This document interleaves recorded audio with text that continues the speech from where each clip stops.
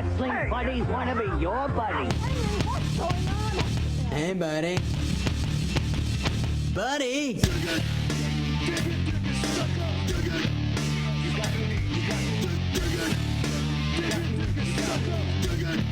You got me mad now.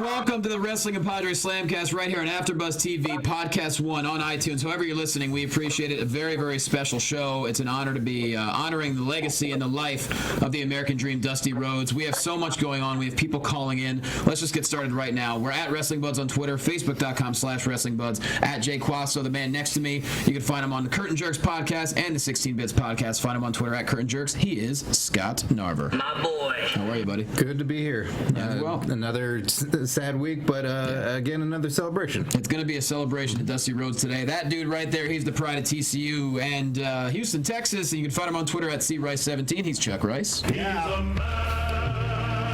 That's right. What's happening, man? Not too much. TCU's in the College World Series, so that's always awesome. Well, that's great. Oh, boy. Yeah, let's get to Things that none of you care about. Let's get to important things. We have a very, very special guest in the studio. We're going to talk to it a little bit about a number of things, including his time working with Dusty Rhodes in Florida. You can find him on Twitter at Eli Drake TNA. He's amazing. And see him just about every Friday night on Impact Wrestling. He's Eli Drake. Well, thank you so much. Here we are. Let me talk to you, everybody. TCU is, what are they doing? College World Series, baby. College World Series, everybody. Yeah, right. Let's get to the matter at hand here. On the phone from Washington, D.C., you can find him on Twitter at TheWalkingDale. He's always vest for business. He is our best friend, Dale Rutledge. I got a puppy. I got a puppy? Find you. Hello, Dale. What's up, everybody? Greetings from the East. Exactly. Now, I know you have to get out. You have stuff to do in about 10 minutes. So what we want to do is just get your thoughts on Dusty, and I believe we have Queen Sharmell that should be calling in any moment. So the floor is yours, my friend. Yeah, I mean, obviously a real loss for the entire industry. There isn't anybody that wasn't touched by him in some way, from an actual wrestler or to an actual fan. There's just nobody like him. I mean, the 10-bell salute that they had at the pay-per-view was you could see how it was affecting the entire roster. And even Renee Young on the pre-show was maybe the thing that got me the most. Was just she had to transition from the video package of Dusty into the next segment, and she was just sobbing the entire time. And I think that just kind of really summed up the feeling of everybody in the entire industry. Yeah, I mean, the guy was so rare because every generation knew who Dusty Rhodes was. Because, I mean, he stayed busy. He worked up until the day he left. And he touched so many people in Florida who are now wrestling all over the world. And then, of course, you have people that are his age that grew up watching Dusty Rhodes or grew up with him as part of the generation. So he maximized every single moment, that's for sure. I've been wearing polka dots ever since. Well, you look good in polka dots. I can't pull it off. I'm sure you could at least do a tie or something. I'll do a tie. I should have done a tie. I want to see the polka dot vest. Yeah, there's got to be a polka dot vest, right, Dale? Right? Dale's got 9 of them. Oh yeah. I'll see if I can pull up some images for y'all. You better. Do we have Sharmell on the line yet? We do not have Sharmell on the line, so let's hope. Let's hope finger waggle. That we can. It was a pretty strong finger waggle. Well, while we're waiting to get Sharmell on the line, there's so many fun Dusty Rhodes sound bites I have here. I'm going to talk about this one, which is really cool. Let's just play this one right now. The world's heavyweight title belongs to these people. I'm gonna reach out right now. I want you at home to know my hand is touching your hand for this gathering of the biggest body of people in this country, in this universe, all over the world now. Reach it out, because the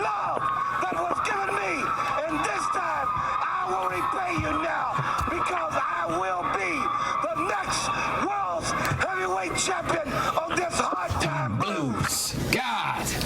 I mean, you could just pick any one of a number of amazing moments for Dusty Rhodes, but that's definitely one of them. All the Dusty promos are going to Chuck today. I can't help myself. It's just here. They have to. Now, I know you were certainly influenced by Dusty Rhodes. Well, Dusty, personally got to work with him for 15 months, and just awesome guy. Solid advocate of myself. Definitely a guy that I would always wait until everybody else was. We'd always have promo classes on Wednesdays. Sure. And everybody would wait and stand around to talk to him and ask for feedback and stuff like that. As you knock your glass of water. Don't spill the mug. We're in a drought, Chuck. So yeah, come on. This guy. So I'd sit there and I'd wait for him to, for everybody to go up and talk to him, because I wanted to kind of get I wanted to be the very last guy, because I'm being a hog. But really, it was great, because then he would take that extra time to talk with me, give me feedback on things, stuff like that, and tell me ideas that he had for, this and this, and, this is how this could work. And it was great, the fact that he would actually take that time with me. So always full of crazy stories, too. Sometimes where, he'd get into these rants and he'd be saying stuff, and you'd start looking at the person next to you like, can he say this? Is this okay? But it was always cool, because it's Dusty. You can get away with anything. Yeah. Just to spend that much time working with that guy. And I've heard stories about the promo classes. Well, I just remember a time after one of them that Dusty went and tweeted about you. Yeah. It was like, that happened. Sean Ricker is the standout in my... That happened a couple times, actually. I just tweeted that the other day, a couple screenshots of those, because he would say, Slate Randall, Big Star Bound, stuff like that. And not putting myself over, but it's just that's cool, the fact that here's this legend, again, who's putting over a guy who is just coming up through the ranks, and that's cool, the fact that he would actually do that. So having that kind of belief behind me was a big motivator. Yeah. Just solid, awesome guy, real cool, down to earth, and easy to get along with. Can't complain. I've heard that. No, I know, Dale, I know in the 90s, you technically weren't allowed to watch pro wrestling, but you found a way. What's one of your favorite Dusty Rhodes memories? Oh, man. That's a good question. I don't know a specific. It's more like the memory of him entirely, just the character of him. I don't know if that was a specific match or anything that really stands out in my head as his number one match. It was more every single promo that he ever cut backstage. It's kind of what gets me. Well, it was one that he did where he was basically selling some stuff, and he was trying to sell off a souvenir suck cup. Oh my God, the suck cup! The shop WWE thing. Yes! Oh my God, the suck cup! I just watched that a couple days ago, actually. So I wouldn't know what he was talking about had I not watched that a couple days ago. Oh my God, I'm glad you brought that. That was one of the greatest. Oh, wow, what a salesman he was. Hell yeah, that would always stuck in my brain. That just makes me laugh every time. You gotta get the suck cup. Man, I'd buy a suck cup so bad. Oh, it'd be amazing. I don't even know what to say to that, but go ahead. Well, I'm just, just putting it out there. Do we have Sharmell on the line yet? This is going fantastic. I love buying a suck cup. I love free form shows, but that's what it's all about today. We're keeping it real. We're going straight all the way through. We don't know who's calling in, who might be calling in, but we're going to get to everything that's happening as well in the world. But we just think that as a wrestling society, what are we? Community? Community, thank you. Everyone wants to heal and talk about Dusty because he was just incredible. There's no one like him. You believed everything he said. I'm going to tell you, I got the chance to meet Dusty this year at the Hall of Fame. You did? Yeah, tell us about that. And I was back there with Booker and Sharmell, and when we came up, I think Dusty was with his wife or, family and stuff, and he sees Booker and he gets a big smile on his face and he yells out, T-Book! And I was like, I think he's got it backwards. I think he's confused. I was like, okay, maybe he's old. He's just confused. I don't know. And I asked Booker. He goes, no, he's been calling me that since the day he met me. T-Book. What? And really excited to see Sharmell. You could tell that they were very close. Just sitting back there cracking jokes the whole time. Basically, any wrestler that would come in, he'd have a wisecrack joke to say about them. Just something. The whole back of the room was laughing the whole time. This guy, center of attention. T-Book. And he was hilarious. Super nice guy. Yeah. And Yeah, I think he even had like sitting next to him on the table. He had that Longhorns hat everyone talks about, the orange one. Always. Yeah, he's like dressed in a suit and stuff, but he has the Longhorns hat with him. Always. Amazing.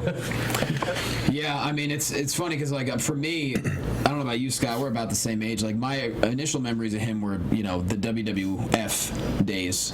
Yeah, I always had got the magazines like the Pro Wrestling Illustrated, and I only had WWF growing up, but you'd see that top 10 list of, you know, NWA or WCW guys, and I'd see them on there, and I go, who is this guy?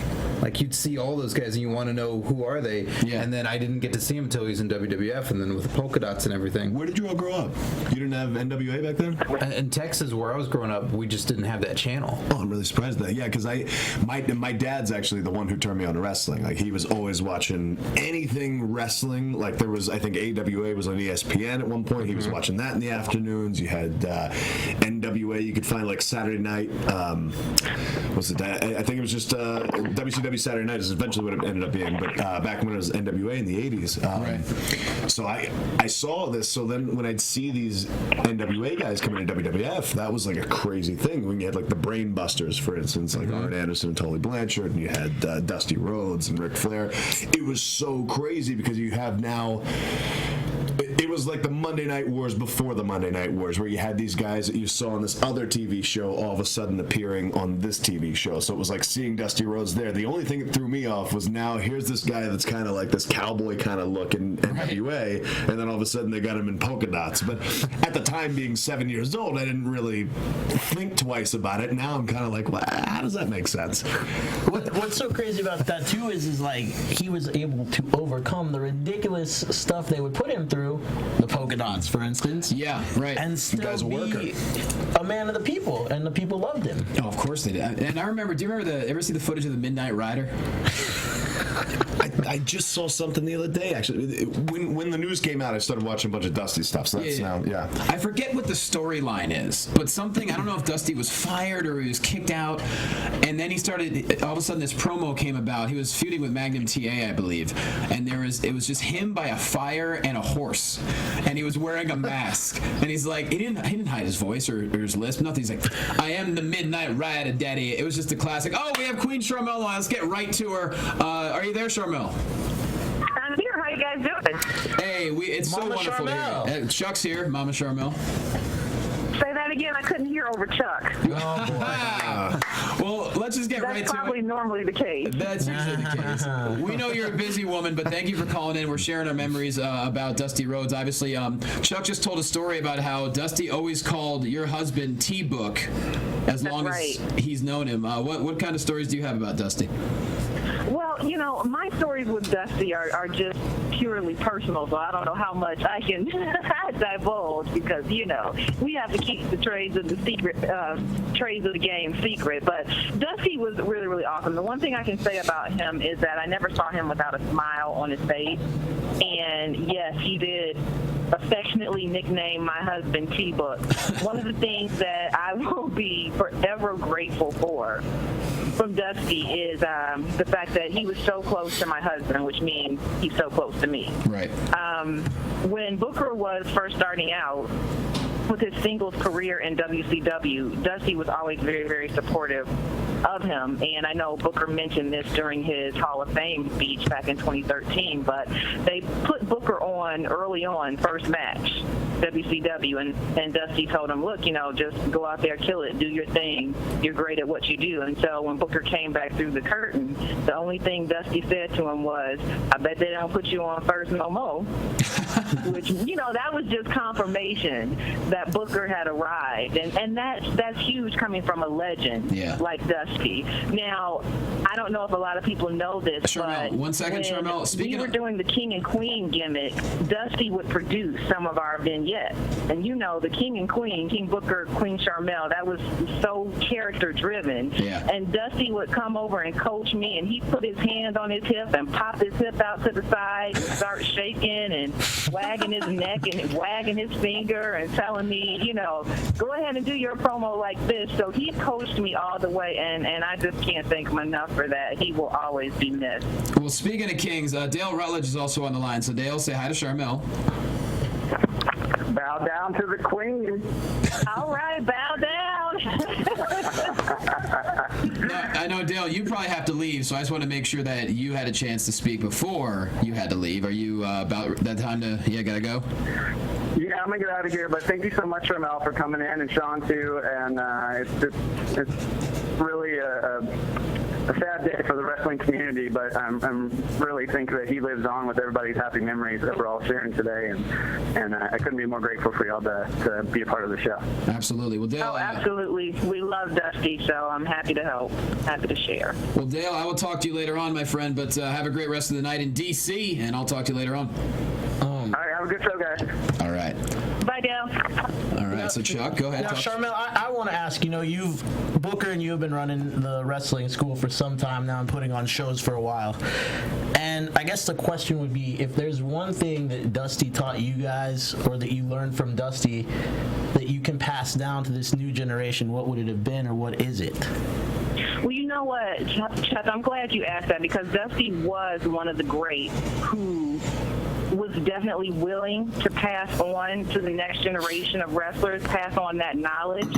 And again, for that, we're forever thankful. Now, he's passed on so much knowledge to Booker, but as far as for me personally, he definitely, as I was saying before, taught me how to be a character. So we all know, Dusty was no Mr. Olympia. He didn't have a six-pack or anything like that. But he was such an amazing character and such an amazing worker till he was top-notch, Hall of Famer, top guy. You know what I'm saying? So he basically taught me how to get my character over, how to go out there and entertain the crowd, how to go out there and make the fans feel something so they'll want to see you, so they'll either want to cheer you or want to boo you. And that's what's really, really important. So he worked with me a lot on that. I'm still picturing the visual of Dusty Rhodes trying to teach you how to be Queen Sharmell, and that's... You have no idea. It was hysterical, but the thing is, he was spot on. I mean, wow. Spot on. I almost fell out on the floor when I saw him doing it, but it was amazing. And it worked. It definitely worked, that's for sure. I've seen that a bunch of times actually with the Divas down at NXT, where he would tell them how to deliver their promo or something like that, and just like Sharmell's saying, he would kind of do the body language and everything, and it is quite the sight to behold. He moves those hips, Daddy. Yeah. Yeah, absolutely. Oh, that's amazing. Sharmell, I gotta ask, how's Booker doing with all this? Obviously he's been really busy lately with Tough Enough in the school and the family, but how is he handling it all? He's taking it really, really hard. This is very hard for him, Chuck, and I know you know Booker personally. A lot of times when things are hard for him, he's a man of very few words because he internalizes a lot of things. And right. When he called me, when we first got the news, he just said, this is just too close to home. It's too close to home. And then he just went silent for quite some time. So he's been a little sluggish, a little down. Spirits are a little down. But like you said, he is doing Tough Enough. So when the camera's on, he's back to the Booker T that we all know and love. But he is taking it very, very hard. I'm going to join him tomorrow. I'm going to fly down for the funeral so we can both pay our final respects to Dusty. But it's rough for him right now. It's really tough. Right, I can imagine. Well, please, send our love to him as well. Yep. I will. And Sharmell, we can't thank you enough for joining us. It's a really special show, and to have you share your memories of Dusty, that's awesome for us and awesome for the whole community. I want to thank you for allowing me to celebrate the life of Dusty because that's very important for me. So thank you for having me. Well, that's what it is. It's a celebration of his life. You look at 69 years old. I mean, he's a guy that every single second he didn't waste one, really. Right. But I think something really too about what Sharmell said that's really stands out and I think resonates with a lot of people about Dusty is he wasn't a Mr. Olympia. He didn't look he didn't look like Booker T looks. He didn't look like Sean like you look. You know what I mean? But he looked like the average guy that people could get behind and really relate to. Absolutely. So I think that is a testament to him. He was us. I mean, Sharmell, you think about that Hard Times promo. That was 1985. That promo holds up today. Classic. And just like you said, you're everyday guy, common people. We all love them. Everybody loves them. You're absolutely right. Yeah, and he raised a couple amazing kids, too, that are definitely fulfilling his legacy, so that's amazing, too. Oh, yeah, without a doubt. That's awesome. Well, Sharmell, thank you so much. It's wonderful to hear your voice again, and as always, we'd love to have you anytime. So, all right, thanks again. Talk to you guys soon. Take care. Thank you, Sharmell. All right. Bye-bye. All right, so we're going to continue the tribute all throughout the episode, but right now, while we have Eli Drake here, because I know you're a busy man, you got stuff to do, we've been singing the praises. The roster on Impact is just phenomenal. There's so much good stuff going on. We have the Rising, we have the BDC. It hasn't hit a head yet, at least I hope not, the overall rivalry. But overall, how's it been so far, transitioning, obviously, from NXT, going to TNA, now doing everything there? It's really been great. It's been a lot more free time. Sure. And I don't want to say anything disparaging to NXT or WWE. I had a lot of fun there. I had a lot of great time there. Made a lot of good friends there. The one thing I can say though is maybe a little more relaxed backstage at TNA. You don't feel as much like the eggshells. I mean, there's still the pressure to perform, obviously, but I think I give that to myself regardless. Right. But as far as just switching over and getting into that new environment, it's really cool, and everybody's very welcoming. It's just a good environment to be in, and I've been fortunate enough to be thrust into a great position as far as like a hot storyline right off the start. And then being in there with MVP and Kenny King and Low Key and Drew and Micah, all those guys. Yeah. So it's cool. I mean, I can't complain. Awesome. Talk about great performers. I mean, like you mentioned, MVP, Kenny King, Low Key. You'd be hard pressed to find three dudes that are better in the ring. Then you have Galloway, who's so charismatic. I don't know much about Micah other than the fact that he's the son of the most dangerous man in the world.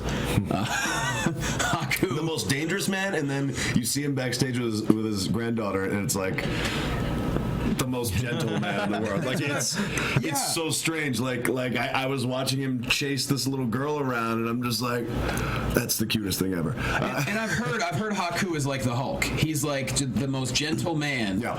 But then if you piss him off, like the stories over the years are terrifying of stuff Haku would get into. Yeah, I mean, even just saying hello to him and the simple handshake hello, it was so gentle and welcoming, as opposed to, a lot of times in this business, when you go and you talk to people and you say hello, it's kind of just like, hi, and then whatever. But there was like a strange genuineness. I don't know you, but hi, welcome. And it was cool. Nice. So, yeah, a gentle giant, I guess, if you will, but don't piss him off. You get trust in the beginning. You're welcomed in the beginning. Yeah. Until you break that trust. Don't screw it up. I'll tell you what. Now, you knew a bunch of people that were at TNA before you went in there. Is anyone that was there that's kind of taking you under their wing, kind of showing you the ropes, or? I don't know that I can say anybody has necessarily taken me under their wing, particularly, although I've had a lot of really good in-depth conversations with Kurt Angle, for instance. Of course. I think we sat, probably my first taping down there, we probably sat in the dressing room for like 45 minutes just going back and forth and talking about it. And of course, I'm going to get a little cheap plug in here. If you haven't seen it before, go check out the Funny or Die video that he appeared in a brief cameo with Kurt Angle. Oh, is that the training video? Yeah, Yes. for the, what was it, For the 2012 Funny or Olympics? Die, yes. It's very funny. So go check that out. I'm going to give the cheap plug in here because I produced that video. So, of course, check it out. Gotta do There you it. go. This guy. Yeah, so was that where you first met Kurt? At the Funny or Die? Yeah. Yes, it was. But aside from him, Ken Anderson's been pretty cool too. He's the best, man. I think what ended up, I gave him a ride to the hotel. I think my first taping there, and then I think he ended up giving me a ride to my hotel the next taping, and then it was like, I think we ended up out having a couple drinks and whatnot. And well, no, I mean, we know what that turns into. No, Kids around. that's ridiculous. Everybody's been real cool. Yeah. The roster's there's so much talent on that roster, man. Yeah. And the show's been getting really good. A lot of people have been, saying on the internet, regardless of what's being said as far as, TV deals and this, that, whatever, the product is getting better. And the TV stuff's out of your control. What the boss of the company does, it's out of every wrestler's control. You guys are doing the best you can. You're putting out a great product. I mean, and there's still a lot of humor. I mean, I'll be honest, Grado made me laugh out loud this past week at the damn weigh-in. And they're like, you don't have to weigh in. He's like, I don't. Like, he's trying to not be fat. Well, I mean, it's funny. Like it's in our control and it's out of in the grand scheme, I guess it's out of our control, but in a way it's in our control, because if we can individually put on the best possible product, then in a sense we are still controlling, and we still have that ability to at least control our segment, you know. And if everybody's doing that, then there is that possibility to have that control. At the same time, the humor thing, that's the only little problem I've had with the wrestling business in like the last maybe 10, 15 years. Too much? Too much. Okay. Humor is good. It needs to be there, but it's like, it feels like maybe like every other segment is going for humor, which, again, there's a place for humor. I think wrestling is kind of like a variety show. It's like a Saturday Night Live or a Muppets or something, where it's like there's always a little bit of something for everybody. But if it's too much humor, how does anybody get behind the serious part of it? I see your point. I mean, because you've been good with humor. I mean, you've held cans of gravy in promos we've done together in the past. I mean, you know how to do it. And that's the idea. If you're going to be humorous, turn the corner with it. Yeah. Get your humorous thing in and then turn it back to an intense point. And I feel like that's missing. It's just humor for the sake of humor, as opposed to...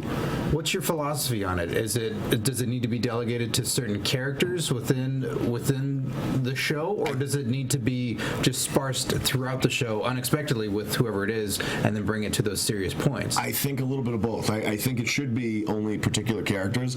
Let's say, Santino's not really around anymore, but Santino, that's his thing. Let him do that. So if he's going to have an entire segment of comedy, that's your comedy for the night.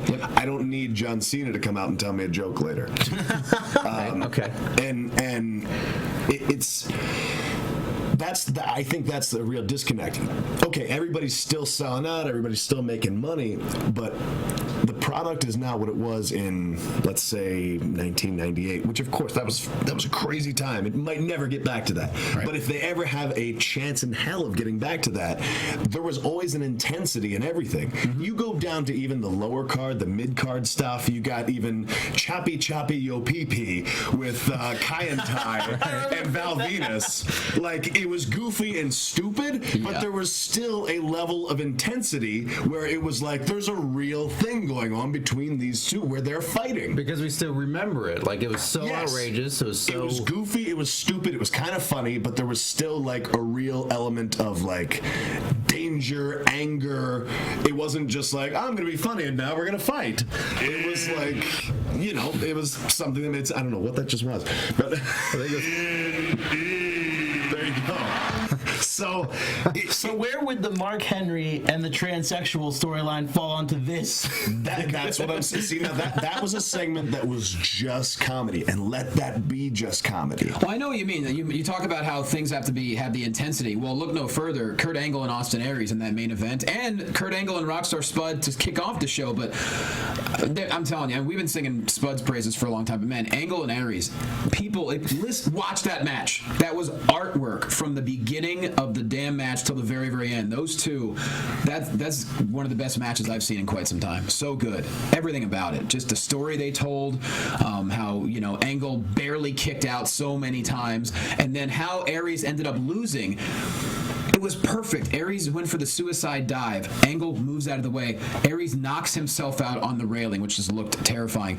He was out on his feet. Angle gets him back in the ring, and that's how he wins. So it wasn't so much that Angle outquicked him or was stronger than him. It's just Aries knocked himself out going for the gusto because he couldn't find a way to pin Angle. It's such a great story. You know, one of the things I do really like about TNA and has always been kind of consistent with them is that they do allow their performers to go out there and put on matches. Sure do. You know, maybe not always the best storylines, maybe not always the best storytelling, but when it comes time for the wrestling, they let them go. Mm-hmm. The women, the men, whatever. So I want to direct a question to you then, sir. Let's do it.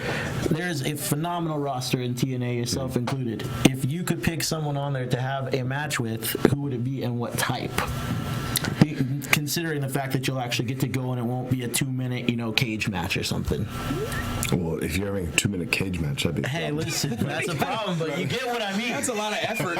Someone lock that cage door and you're trying to get in for 18 minutes. No, I can't resist the urge to bust your balls. I know. Every chance you get. I think it's probably cliche, but I'd say Kurt Angle. The guy has done everything. He's been everywhere. He's traveled the world. He's a legit Olympic gold medalist. Great storyteller, good promo. Now, the guy is so beat up and battered. I mean, it's crazy. Like, legitimately just...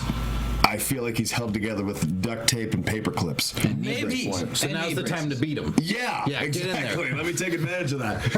No, but he has an incredible mind for what he's doing. He's intense. I love that intensity. And to go back and forth, I feel like we could have great promos back and forth. I feel like we could have an awesome match.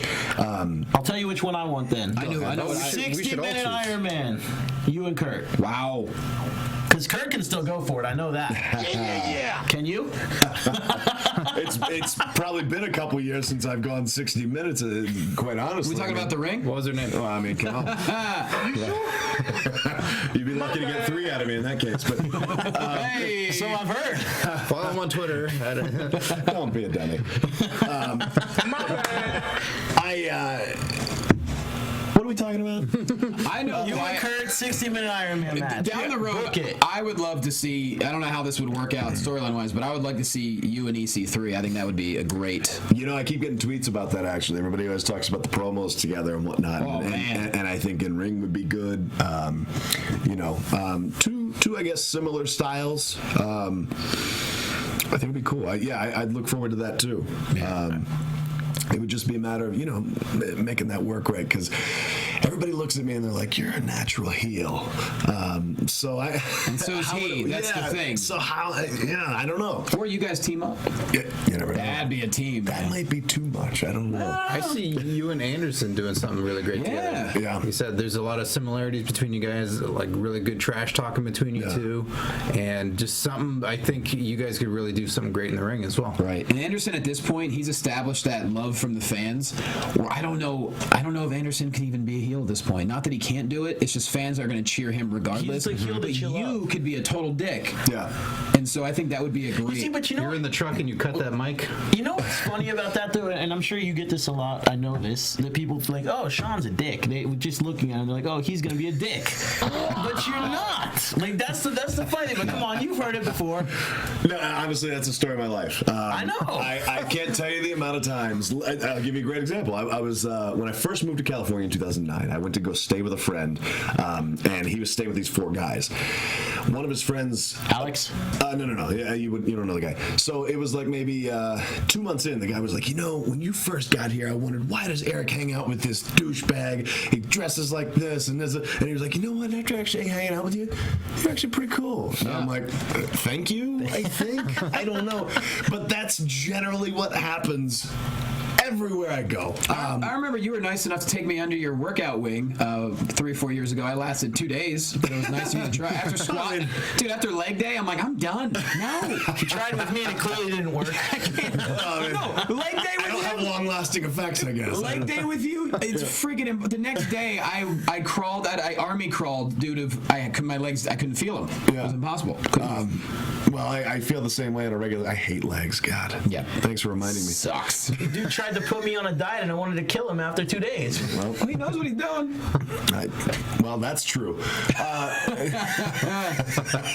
No, but I think that with me, I'm a strange wild card where it's like I can go either way. People can love me or people can hate me. It's just initially they see me, the way I talk, the way I present myself, carry myself, whatever it is, because I've heard so many different reasons why. The audience, people personally, whatever, they're going to think I'm an asshole. Mm-hmm.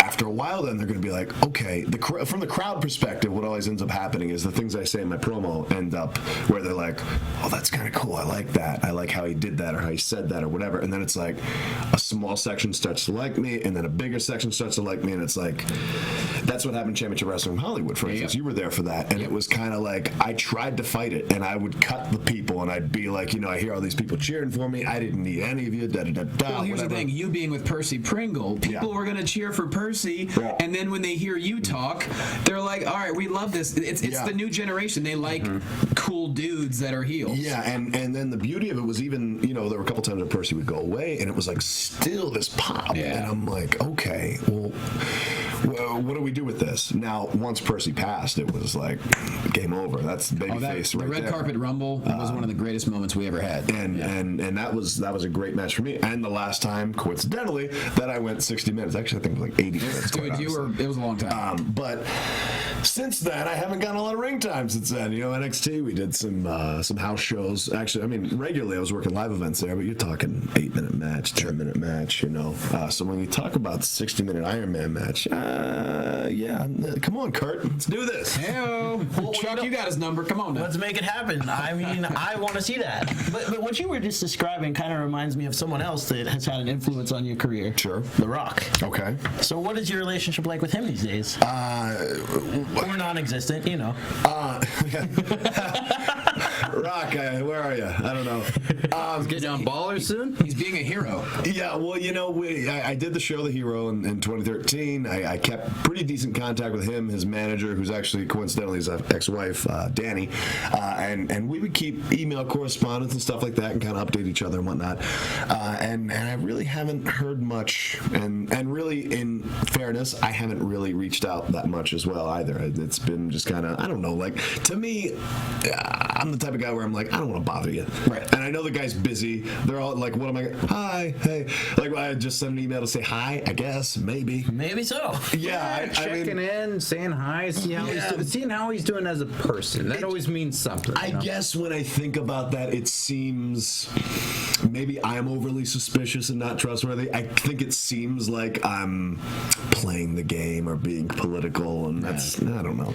I overthink things. Let's just go there. He is a busy dude. He did just marry our friend of the show, Nick Mundy, in a surprise wedding. He flew to, I think, where the hell did they get married? I think he flew to L.A. and surprised Nick and married him and his fiance.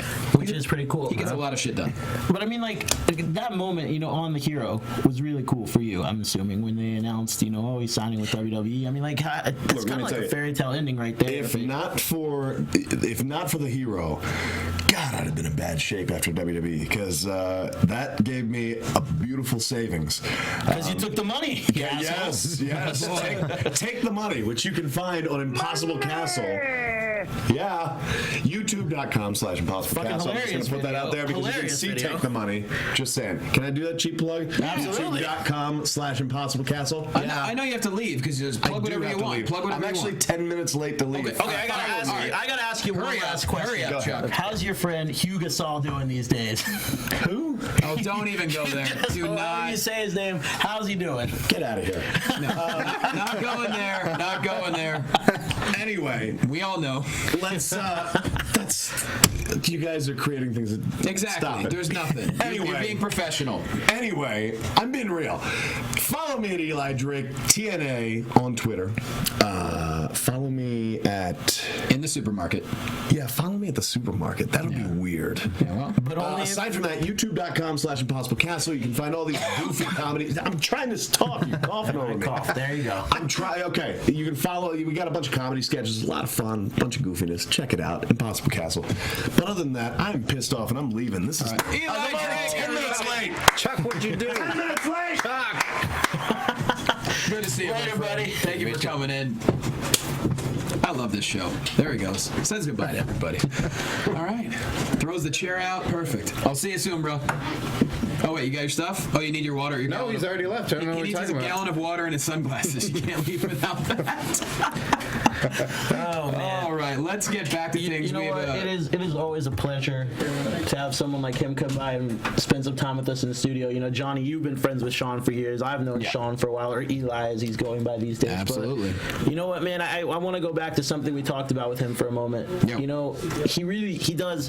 When you look at a guy like Sean, he's kind of like what a lot of men just like despise or want to be because they're jealous, Yeah. But genuinely, one of the nicest dudes, and I'm really glad he was able to come by. guy here because he's been a good friend to me for many years, and always like to see him doing well. And I'm glad that he's found a good spot in TNA where he's happy. Absolutely. Did we have someone else? Not yet. Maybe not sure, because we have Ryan Katz is going to call in anytime in the next 10 to 20 minutes. So just a heads up in studio. Does that mean the phone? He's on the phone?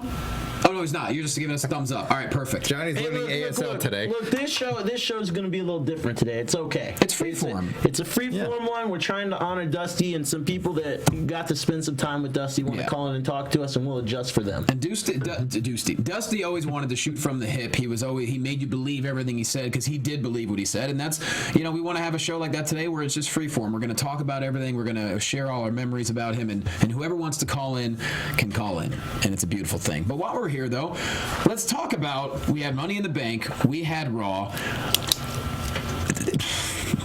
A power bomb on a white rapper, I'm in all day.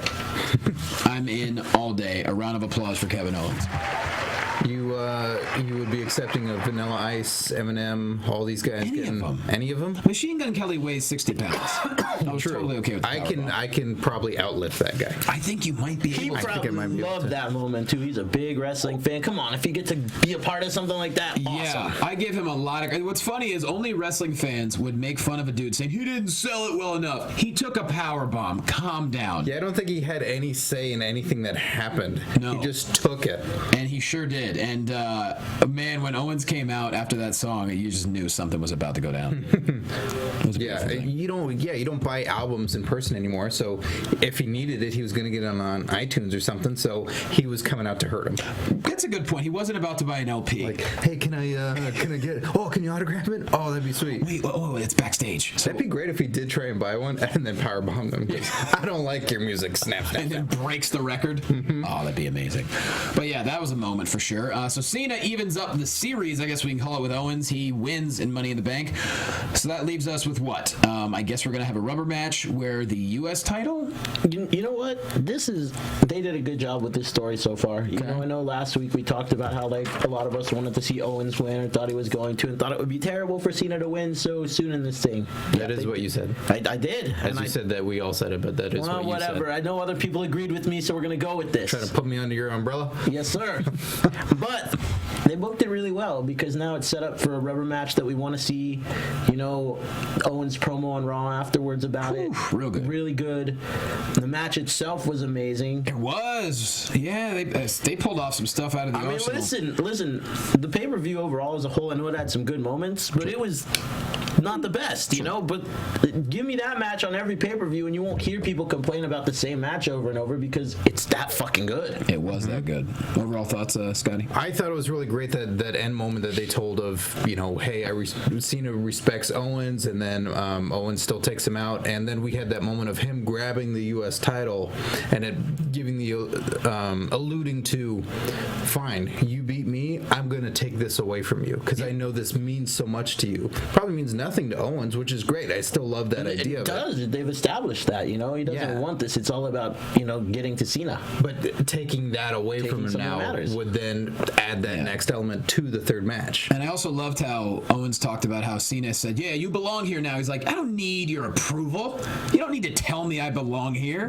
Love that. Because it's just Cena being super Cena. Owens like, no, I'm not having that. You know, I'm just kind of curious to see what they're going to do with Owens as this all progresses, because don't forget he's got the parallel storyline going on down in NXT where he's going to be facing Joe this week. That's crazy, yeah. You know, like, Jesus. So what's going to happen there? Like, how's he going to do this all? First of all, that's a hell of a schedule. Yeah. And two, and these are gigantic matches. Right. Joe did debut. He's not getting those little squash matches where he gets to fight Heath Slater for 4 minutes. No, he's got to go against Joe. You have to imagine that that's going to be a good match. They can't advertise it and make it like a weird finish. See, I think it is. I think it is going to be a blow off. Like it's not going to happen. That's my assumption. I would think they're saving that. You would think so, but at the same time, I feel like a lot of these big matches down in NXT that we've wanted to see pretty early on, they've given us. You know, when these guys come in, because I think the general idea here is not to keep someone like Joe in NXT that long. You know, it's really just to prepare him for WWE's style of how they shoot on cameras. You know, I don't think Joe needs to win the title at all. I think he just needs to make his appearance. Rhodes. I mean, look, I think realistically you can look at it and say a good number of these people that are in NXT are not there to learn how to wrestle or how to be a character. Adapting to their style. They're there to learn how to slow down during a TV commercial and to know, you know what I mean, to adjust to that. As soon as they get that, they're going to push him up is what I really think. You're seeing it with Owens. Mm-hmm. Well, Joe did make his in-ring debut taking out Scott Dawson in NXT, and like you said, Kevin Owens has 2 separate feuds going on right now, and he's doing a hell of a job with both. Well, not even 2. He's got 3 because don't forget you got isn't it Finn that's still the #1 contender for that title? Mm-hmm. So seriously, he's got 3. Oh, yeah. And Zayn maybe. Yeah, so really I don't think he's feeling great about the whole thing, you know? Huh. Yeah, that is a little bit of a... I mean, I wouldn't be surprised if, you know, somehow, some way this all kind of bleeds into, excuse me, him being the next authority guy or something that Triple H backs. That would make sense because Triple H goes out of his way to allude to Kevin Owens all the time while he's talking to Seth Rollins. Mm-hmm. Huh. It wouldn't surprise me. Which, speaking of which...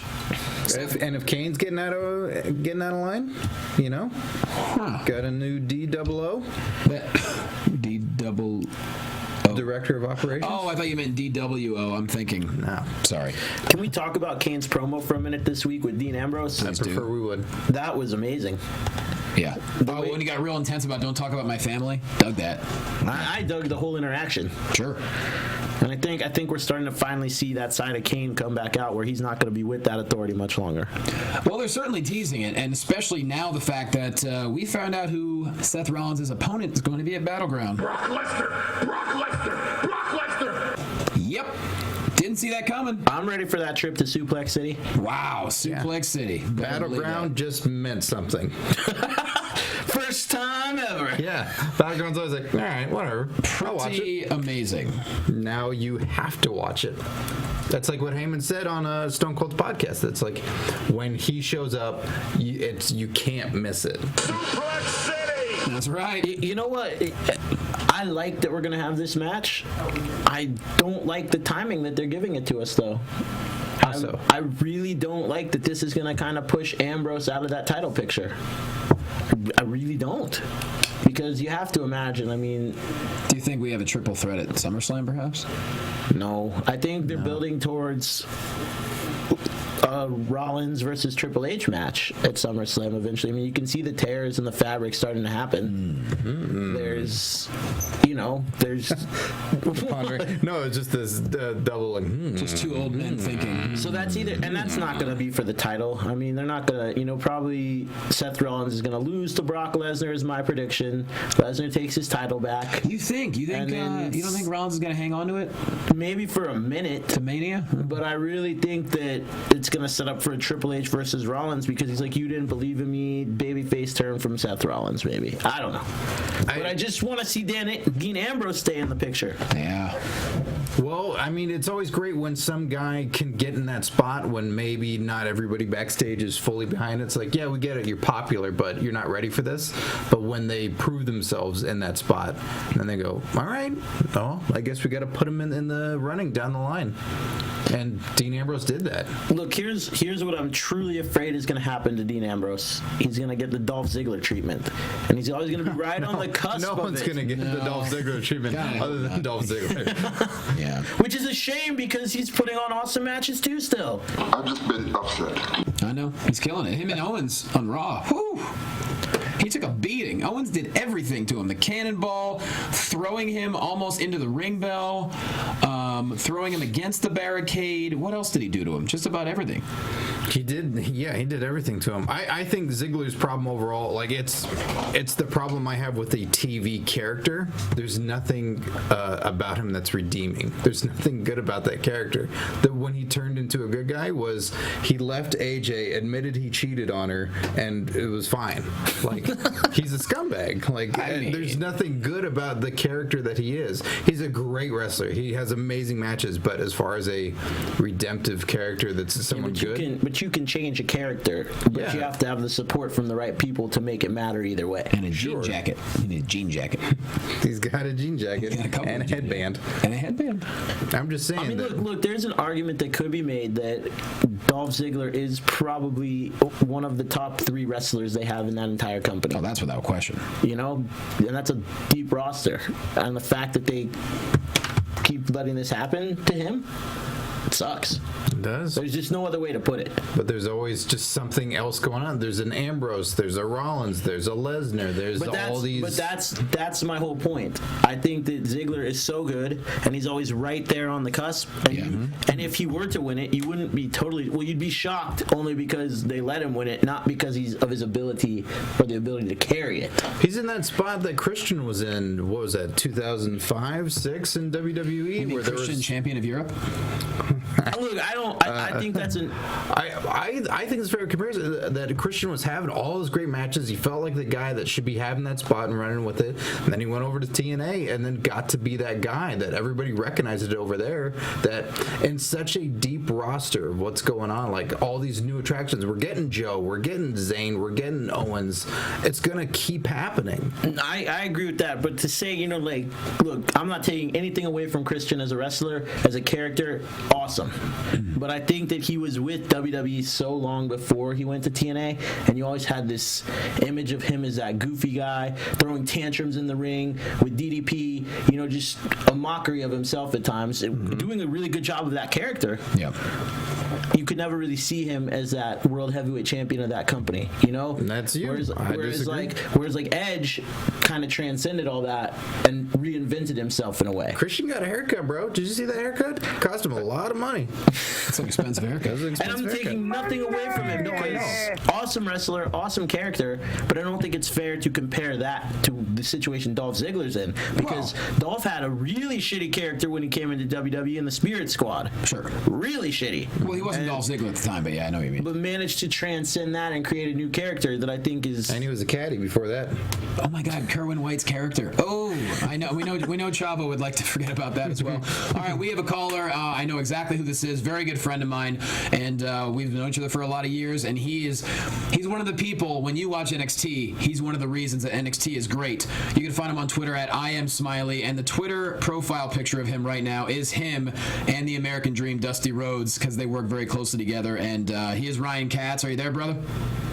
Yeah, man. What's going on, dude? It is, well, number one, it's good to hear from you. I wish it was about something a little bit happier, but we are celebrating the life of Dusty Rhodes because, you know, he lived every single second of his life. He really lived it, and I know you probably have more experiences with him than we have time for, but just the floor is yours, my friend. Man, I mean, in the broad spectrum of things, you know, I've had so much less than so many people who've been touched by him for so much longer. But the last 2 years at the Performance Center, working hand in hand, side by side, and sitting under the learning tree, and just getting knowledge and getting schooled and being told stories, and just listening to stories and just laughing about things.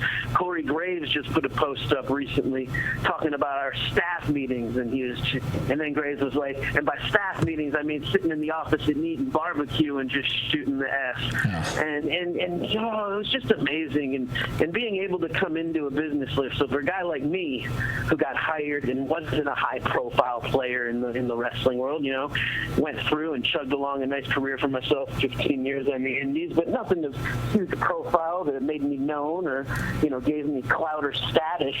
But when I first got there, I was, you know, I got a little bit of an ego, and I was a little bold, and I was given directives by my boss that I wasn't to become Dusty's female dog. I'm trying to keep it PG to keep my reputation in the company in line. Okay. So I said, don't be Dusty's female dog. You know, you're there to do something different. It's a different situation. So Dream, when he first got to the Performance Center, I was at the Performance Center a month before everyone moved up from Tampa and from FCW, and Dream comes in and he takes a table from the front conference room and moves it into his office. And my boss up in Stanford wasn't into that, and he asked me to take it out.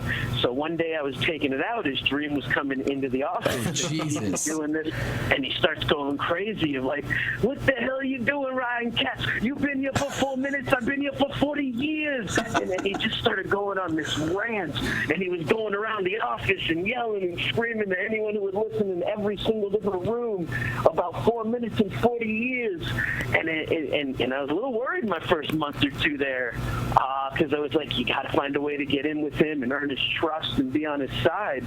And finally, man, me and CJ Parker went out on our own one Sunday and did a very controversial project. Let's call it the CJ Parker character-inspired mockumentary based off of Blackfish. I can't go into the title because, once again, the company would probably get pretty mad at me because it was pretty controversial. Okay.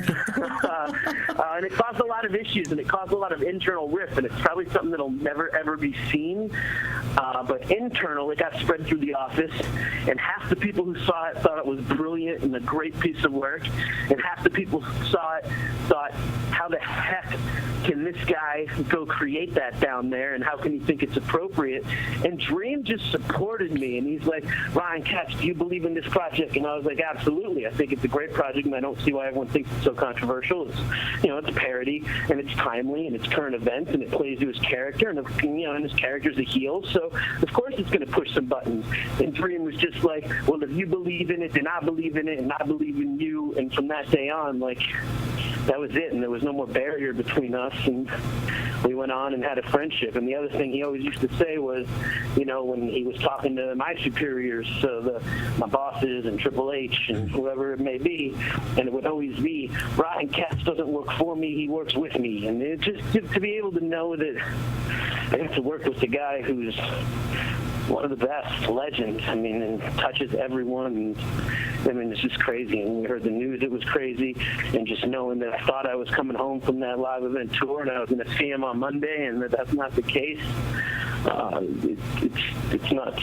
It must have been devastating. I know, because you guys were traveling. Were you throughout somewhere in the South? I think last week. We were up in Pittsburgh when we got the news. Pittsburgh, okay. And yeah, I mean, it's so interesting too, because I know you've been, you know, we're friends, and I know you told me a couple of things, and just to be able to work next to someone like that, who, you know, he's transcended generations. Everyone knows Dusty Rhodes just because he touched so many people and he stayed so relevant. I mean, the guy was working full time up until he left us, I guess. Almost right? 70 years, you know, almost 70 years old, and you know, and not an old 70. I mean, just young soul at heart. And while he, you know, knew his history and knew and had his knowledge, I mean, he stayed in tune to pop culture and what was in today.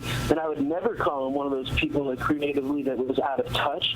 He was in touch to everything that was current, trendy, and current in pop culture. I mean, it's just a special man.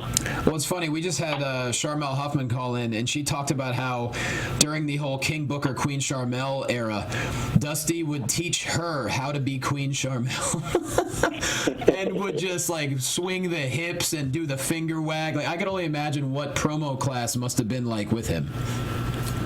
I mean, promo class every single week is unbelievable, and you know, it usually starts with about 30 minutes of him telling stories and giving wisdom and tips and techniques, and it's the highlight of any week.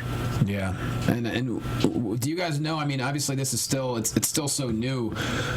What's the plan as far as, you know, for example, like with promo class without Dusty being there? I mean, do you really know what the plan might be? I think it's something that we're going to be figuring out this week. Yeah.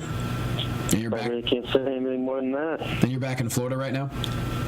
Yeah, I'm in Florida, and then tomorrow, you know, we have the service that we're all going down to, and then Thursday we're back to business with TV tapings. Yeah, it's gonna be a tough day saying goodbye for everyone, I'm sure, for all you tomorrow. But I'll tell you what, you had almost two years next to him? 2 years with him. I had exactly 2 years. So, June 3rd was my anniversary with the company. So. Wow. And what would you say because I know you're busy, I don't want to make you stay on the phone too long, but is there one or two of the greatest things you heard Dusty say, whether it be funny or genius or just bestowing wisdom on someone? I don't think I'd be allowed to say those kinds of things. Me and Dream talked about some fun, interesting things. So my favorite sayings are not for me to reveal in this time, in this outlet. That's completely fine. I totally understand. For someone in the company that's probably not supposed to go out and talk publicly, I can't really give any of those kind of things. I totally understand that. Well, man, I really appreciate you calling in because I know, you guys became really, really close friends, and that's just you're gonna have that for the rest of your life, and I know you're appreciative of it, and we appreciate you calling in because you're a good friend, and it was really cool hearing from you. Thanks, Johnny. So we'll talk to you soon, brother. All right, man. Bye. Take care. So yeah, the tribute continues to Dusty Rhodes. This has been, we're not done yet, but this has been just such an amazing episode already. Just really cool to talk to people and talk to each other about Dusty Rhodes, and at the same time talk about what he loved and what we love is wrestling. Dude, I can't lie. Every time they showed that tribute, oh god, I cried during the pre-show when I saw it. Cried when they showed it again. Mm-hmm. Yeah. Cried watching the stuff during Raw. And then watching his Hall of Fame speech. One thing is for sure, though, when you go back and you look at our industry, you look at passion. You look at the road. You look at hard times on the road. You look at driving down the road night after night, trying to make a town, getting $25. That's hard times. It's our duty to make it good times for the fans that pay their money to see us perform each and every night. There you go. There's just he was so charismatic. Yeah. I don't think there's anyone else that could cut a promo like he could. Hell no. And that's why it was so great to have him teaching. You heard Eli talk about it. Having Dusty Rhodes teach you a promo, you can't get any better than that. I wonder, and I've been seeing a lot of clamoring of this now from fans. You have to wonder, what will WWE do now with Cody and Goldust? And do you think they'll have him change from Stardust into Cody Rhodes again? Well, I think Goldust is, from what I understand, I think he's retired. But maybe I'm wrong. Well, I think he'd be a great person to have go down and help at the Performance Center. Oh, are you kidding me? Absolutely. And I think they need to do something with Cody's character. I know the Stardust character is great and people love it. Yeah. But maybe this is a chance to really, give Cody that push he's deserved for a long time. I feel like right now you want to give Stardust some time off because he was kind of stagnant anyway. And if they want to stick with Stardust, I think there's an interesting way to bring him back. But if not, they have to do something to turn him back into Cody, if you will, sci-fi reasons. I think of all, they had that whole program with him and his dad, and then that Cody isn't around anymore at Stardust. There are so many possibilities. What I hope is that someone talks to them, if it's both the Rhodeses, and saying like, hey, what do you guys want to do? And getting their insight and what they want to do, rather than, hey, we came up with this idea for you. It's like, well, be collaborative in this instance. Absolutely. And I think it would be as simple as, you don't have to do anything creative if they chose to. I think you could simply come out, cut a promo, and be like, you know what? Pops wanted me to be Cody. I'm Cody for him. Yeah. I'm gonna honor him, and I'm gonna go win that championship like he would have wanted me to. And you could push him straight to the top. Absolutely. That's a great idea. I'd totally be on board with that. And people would like it. Oh, yeah. They wouldn't shit on it. And that's how you instantly push Cody Rhodes up to that next level. Because it's honest. And that's what Dusty was. Dusty was always honest in a day of scripted promos. Like, it's so... everything came from that guy's heart. Oh, yeah. Nothing was coming from overthinking it in his head. It was always from his heart and his soul. It was real, man. And that's what I'd love to see more of that. And I think Cody can do that. And I would love to see that when the time is right for him to present that on TV. Would love to see that. We got to talk about a few more things, though. First off, millions of pennies. Didn't see it coming. Those tag title belts. Doesn't surprise me though. That's awesome. It does surprise me because as much as I love the primetime players, I wanted them to win at some point. I really wanted the chase to be longer. I wanted New Day to hang on to these tag titles. I was very surprised. And the match was like 7 minutes. You know what though? From a business standpoint, it makes a lot of sense. I mean, look at all the press WWE is getting now for having the first openly gay wrestler as a champion. Yeah. You have Titus O'Neil, who won awards just recently for like Father of the Year from some really big national organizations. Point taken. You also have Titus O'Neil, who has ingrained himself into the pop culture world as being a good role model. Right. So you have all these, former Florida coaches and, media personalities. Like, congratulations to my boy Titus. This was a great PR move by WWE's part, if nothing else. Made me think of the what they show in that Dusty vignette of him holding up Ron Simmons' hand when he won the title as the first black champion. Yes. And it crossed it over into that moment too, because I'm sure Dusty would have been a big advocate, to use Eli's word, of pushing PTP and like, let's move forward, let's get with the times. Let's just hope the New Day doesn't get lost. I don't think they will. I don't think they will either. They've had some great promos after it, talking about like this is an injustice, all this stuff. I think they're gonna be fine. They're a great little faction.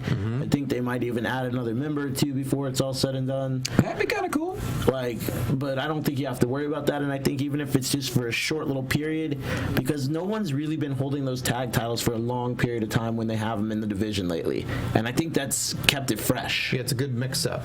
There's always new challengers. They're creating all these great competitors and challengers. And it's putting a lot of focus on the tag team division again. I mean, I know we get stuck with Los Matadors and such in there sometimes, but and I know that we've lost Cesaro and Kid for a little bit, but are they hurt? What's happening? Tyson had like a serious neck injury, is the word on the street. So not good. Prayers to him, hopefully for a speedy recovery. But the rumor is he could be out for over a year. Oh, Jesus, I did not know that. So I mean, it's nice that they're building up some other people because I really like what they were doing with those two.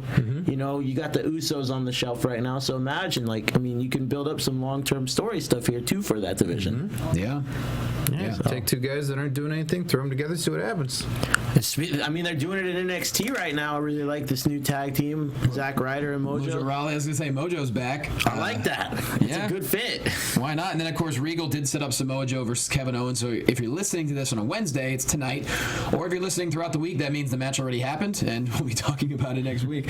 Let's see, what else do we have? Or if it's in the far future, do you remember when? Do you remember 2015 when that happened, before the robots took over? And also, I know you're gonna love this, Chuck. Shout out to Seth Rollins for saying this. Johnny idiot face. Just making fun of Manziel. I was so on board. Oh man, I bet Stevie Ray was on board too. Oh, I loved it. Just that little punk ass sitting in the stands holding up a Miz t-shirt. Shut up, dude. Hey, thank you, Seth Rollins, because I think you gave me a new nickname for Johnny on this show. Johnny idiot face. It's me. I'll take it. Hey, I think that needs to be your new entrance. Johnny idiot face. I'm on board. I'm on board. Another great comment by Ryback. I got Miz all over me. That was pretty solid. What is happening with that little Intercontinental thing? I think Ryback needs to be in a direct-to-DVD movie, so that way they can all have a stake in this feud together. Oh my God, good point. Because Big Show's got the what was it called? Dean Cain, whatever that thing is. No, what wasn't he? Knucklehead. Knucklehead. I call it Klutz. You know what? I want to tell you all. Poop. Clumsy poop. I remember at the Chamber. Clumsy poop. What the fuck? Throw Mama from the gym. I couldn't think of the name of the film. I'm an idiot. I remember at the Chamber when Ryback won, I was just like, yes, at least it's not Sheamus. And then after playing the game, I found myself wishing, damn it, couldn't Sheamus have won the Intercontinental titles or wouldn't have to go? Because I'm sitting there thinking, I'm not sure which I'm more angry about, that I just had to watch Sheamus win on this awesome match, or that I know what's coming now. We're going to have to deal with so much more Sheamus in our life. And I'm just like, oh, thank God for all the other alternate wrestling program out there. There you go. I will admit, I was very surprised that Sheamus won the Money in the Bank. I can only imagine he's going to hang on to that for quite some time.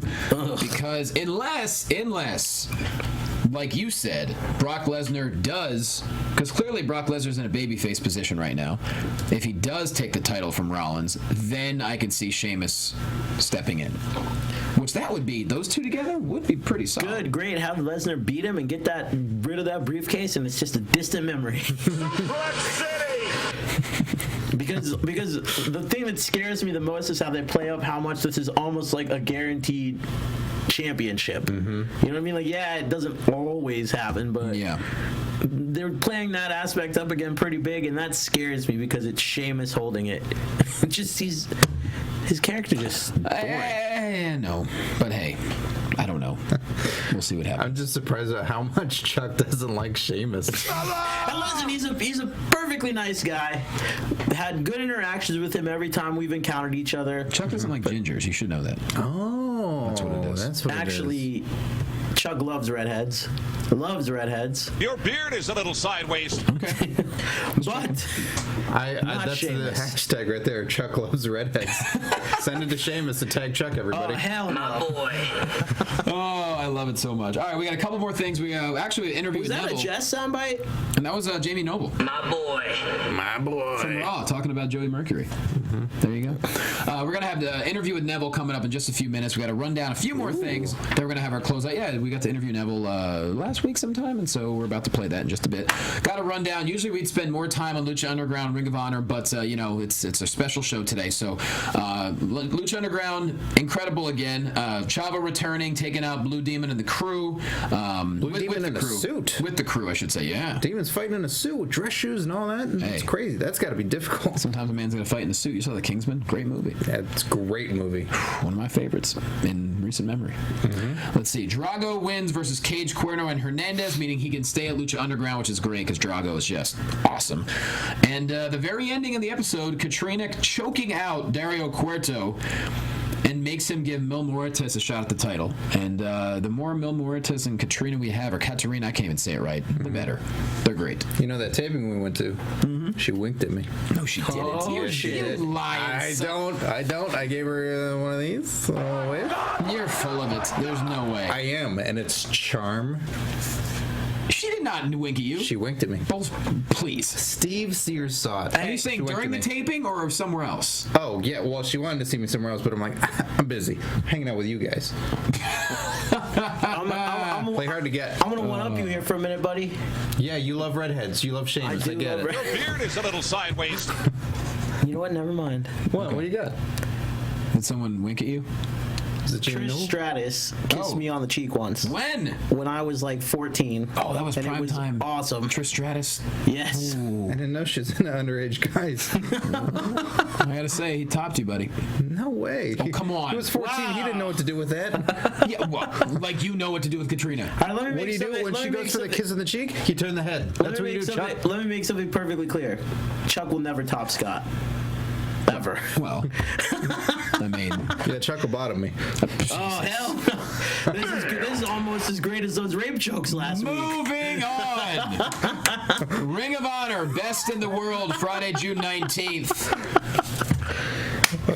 First off, there were no rape jokes. It was the Game of Thrones reference. That's all it was. For anyone who didn't listen to last week, there was nothing bad, nothing controversial, so relax. And I'm happy to report there was no rapage on Game of Thrones this week. Thank you. Sin Bodhi was here. It was crazy. If you haven't listened, go back and listen to that I don't watch it, but Game of Thrones gets a little out of hand. We were just talking about how unnecessary some of it was. Listen, if you haven't listened to last week's episode, go back and do so because a lot of your fellow listeners tweeted us that it was one of our funnier shows. It was a very good show. It was a very good show. Get on that. So, Best in the World, this Friday, June 19th, we're going to have title versus title. Jay Briscoe versus Jay Lethal. Our friend Nigel McGuinness did the contract signing this past week, and they're billing it as the biggest match in Ring of Honor history because it is title versus title. That's going to be an amazing match. We had Tanahashi on this episode, and Naito taking out ACH and Matt Sydal, and Adam Cole looks like he's siding with the Kingdom. So I'm digging with Ring of Honor right now. They're giving the audience a little bit of story every single week, so the people that are tuning in on Destination America and whatnot can get invested and try to figure out what's happening, since they're kind of joining right in the middle of. Yeah, it sets up a pay-per-view pretty well. Whether or not, hopefully, an audience enough is wanting to jump in on it, but I don't know if it's going to quite do it. I'm sure the next pay-per-view is going to do a lot better. But title versus title, I mean, that's big. Yeah. And right around a pay-per-view is always a great time to step into wrestling. If you missed a couple episodes of any show, it's always they'll catch you up really quickly with vignettes, and then you kind of know where the stories are and can go from there. Yeah. So it's a good spot to step in. And the contract signing was great. great. Jay Lethal got in Briscoe's face, and he said he mentioned about how their parents made a mistake in having him, and that's when Briscoe followed back with, "When I'm done with you, you're going to go back to being Black Machismo," and that really pissed off Jay Lethal. So if you want to see an amazing wrestling match, you're going to see Jay Lethal. That sounds and like Jay a great Briscoe. promo. Yeah. I'm sorry I missed that. It was a real good, great. It was a real good, great promo. This J&J will definitely need security. Hey! Is ODB on this pay-per-view? No, not that I know She's of. in the corner. They showed the. Oh, maybe she is. I think they showed the just a still of like that match happening, and Jay's got what's his name in his corner. Jay Lethal has what's his manager's Truth name? Martini. Truth Martini in his corner, and then I believe Jay Briscoe has ODB in his corner. And his brother, I would assume. His brother might be in another match altogether. That's true. He's too good to not be in a match. That's what they showed in the promo still that I saw on TV. My bad. All right. Well, I know I want to watch this pay-per-view. I stand corrected. Well, right now, without further ado, we're lucky enough to interview Neville, who, how many nicknames does he have? The new sensation, the man that gravity forgot. The man with no first name. The man with no first name anymore. The man with ears like mine. Very close. You guys might be related. There you go. Show those. Oh, wow.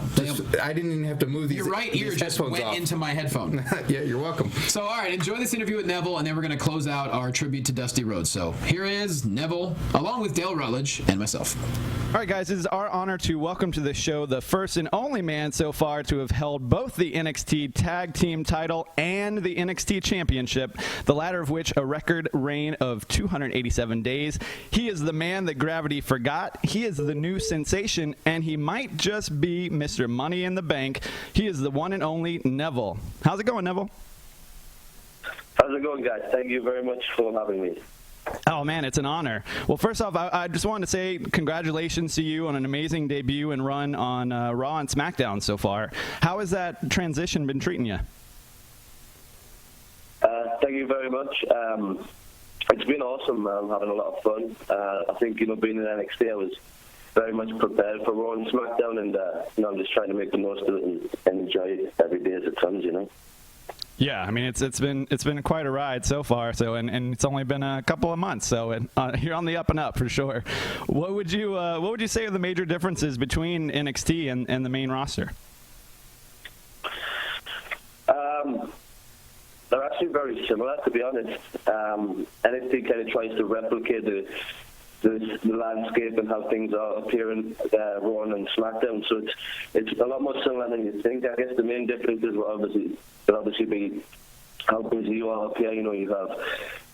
Every single week you have 5 shows where, without failing, you also do a lot of media, and so you're constantly on the go and you're constantly busy. So I guess that'll be the main difference that I've experienced from moving from NXT to Raw and SmackDown. It's just how busy you are and how constantly on the go you are up here. Very cool. I know a lot of people that obviously make pro wrestling their career. Early on, you have an infatuation with it, and I know you have. You started as a teenager. What was one of your earliest wrestling memories that come to your mind? Yeah, I've been watching wrestling as long as I can remember. One of my earliest memories of wrestling was going to my auntie's house to watch very early WWF with her. When I must have been 5 or 6 years old, watching guys like Hogan and Warrior, and just kind of spending time with my auntie and then watching the wrestling growing up. That's the earliest memories I have from the business. Very cool. And Nigel McGuinness happens to be a very, very good friend of our show. He's on all the time, and very early in your career, you worked with him. What was it like? Because I know Nigel he's got an amazing name in England, and I know you guys were at 2 different ages at that time. What was it like working with him? It was awesome. At the time, I was very young. I was very inexperienced. I learned a lot from Nigel. We worked the King of Europe tournament in Liverpool back in 2007, I think it was. So, I was kind of very, very new in my career at that stage. So, to be able to work Nigel was, it was an honor at the time, certainly, and I certainly learned a lot. So, it was a great experience for me and a very teaching experience, I hope for your sake he didn't hit you too hard with the lariat. Yeah. I remember he hits very hard, but I remember I thoroughly enjoyed the match with Nigel. There you go.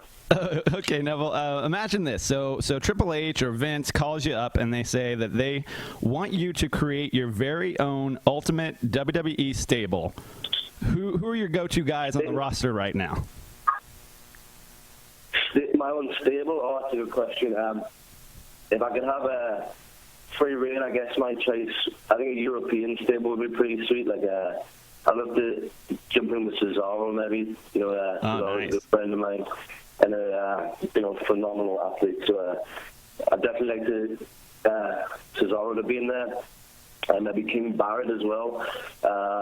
Maybe a few of the European guys and try and take over. That might be an interesting storyline to do. And certainly those guys are guys that I get along with very well and would love to, be together in a stable with. So I imagine you've probably been compared to Dynamite Kid throughout your career. You guys are similar in size and athleticism. Is there any other past or present superstar that you would love to get in the ring with that you haven't had a chance? Certainly Rey Mysterio. I know he's recently left WWE, so that might not be a possibility, but Rey was definitely somebody I watched a lot growing up and somebody who I feel influenced the type of wrestler that I try to be a great deal. So, it'd be a personal life goal of mine to be able to wrestle Rey Mysterio at some point. There you go. And speaking of athleticism, we recently had Matt Cross on the show, and for him, he said acrobatics came somewhat easy because of the gymnastics background, but how long did it take you to perfect something like, say, the 450 splash or the red arrow? I would imagine that took a bit of that was kind of difficult, correct? Yeah, I feel naturally I've always been fairly athletic, so for me it was more coming over, the mental boundaries, like with all the acrobatic stuff, the fact that your body tells you not to jump over and flip, to overcome all the fear, all that sort of stuff. And I don't have any background in gymnastics, so when I started pro wrestling, I kind of picked up all the acrobatic stuff as I went along, and a lot of it was self-taught. So it was a long process of constantly practicing and trying to break all these fears that you've got built in. But when I learned all my stuff, I was with kind of a group of guys, so we'd always push each other and we'd always kind of try and motivate each other. So we had a lot of fun,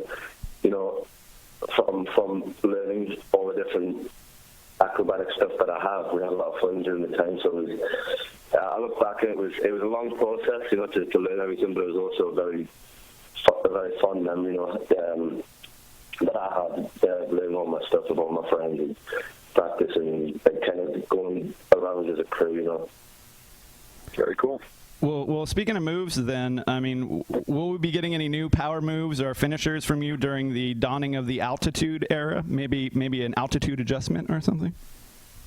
Well, yeah, certainly. I've got a lot up my sleeve that I haven't revealed yet on WWE television, so you never quite know what can happen. That is for sure. Well, going back to NXT just a little bit, all the NXT guys and gals are so talented, but I'd say, you've had one of the more successful transitions to the Raw and SmackDown brands. What do you think has been the key to your connection with the audience? And I think I've been very fortunate in the sense that I've been thrown into the mix pretty early on. From weeks of my debut, I'd wrestled guys like Seth Rollins, guys like Sheamus, the guys who are really on Raw and SmackDown are some of the top dogs. So I think the opportunity that I got to get in there and mix it up with those guys was really, I was really lucky to get that chance, and it was really kind of beneficial for my first few months on the main roster. Very cool. I have a serious question for you. You have a chance to sit down and play WWE 2K15. Do you always choose yourself? And if not, who would be the other superstar right now you would play with? No, I don't always choose myself. I feel a bit uncomfortable choosing myself. I'm not sure if that's weird. But I'll often choose, my good friend Sami Zayn. He's a good character to use, I find. I do choose guys who are similar to me. I'm a real cruiserweight, and I really do like the smaller guys and the high-flying guys. So, Sami, or I'll use Tyson or guys like that, Be honest, have you ever chosen Bo Dallas? You have chosen both, isn't it? Okay. No shame in that. Now, are you much of a video game guy in general, or where can we find you spending your free time? Yeah, like I was saying earlier, we're so busy. I don't really get too much free time, but I do play video games. I am quite a gamer. Being from the UK, I'm a big FIFA guy. Oh yeah. So I play a lot of FIFA online. Also, the usuals. I play a lot of Call of Duty, GTA, those sort of games. Right now, I'm playing Far Cry 4. Recently got a PlayStation 4, so I'm playing Far Cry 4 at the moment, which I'm really enjoying. So I do play games when I get a little bit of free time. Have you ever challenged Xavier Woods to any video games? He's quite the gamer. Yeah, I think Woods is like the master, the grand master of video games. So I don't think I'd fare well if I challenge Woods. Maybe it's FIFA. I think I could take Woods at FIFA, but I think everything else he might have the advantage. Awesome. Well, thanks so much for your time. It's been a real pleasure, and it's just been great having you on. Thank you, guys. Appreciate it.